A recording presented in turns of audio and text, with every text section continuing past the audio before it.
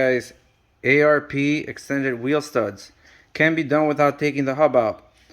Make the necessary cut to the dust shield, sledgehammer pound the OEM ones out, and then grab a little punch set, slide these in, tap them from the back till they're about all the way to these marks right there, and then grab a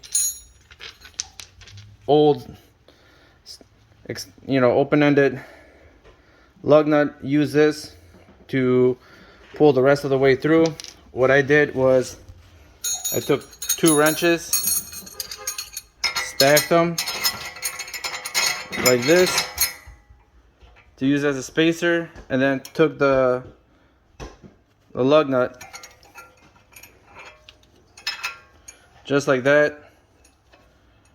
Impact pulls it through. It's a quick hack if you don't have the tool, or if you don't want to buy one. There you have it. You can do it without taking the hub out. Alright, we did the rears as well. So the rears are super easy to do. You have tons of clearance. As long as you remove your caliper bracket out of the way, all you got to do is on this heat shield, if you bent it in that direction, so towards the hub, if you bend it that way, block the light a little bit, you have the clearance you need. So if you do that, you can just pound the old ones out, and then you have plenty of room to stick the new ones in. And that's what it looks like. And I highly suggest you guys get this little tool. I know it's a little bit pricey, I believe it's like 40 bucks at O'Reilly's, but this is what you use to press these things in, to pull them through with an open-ended lug nut. So this works great.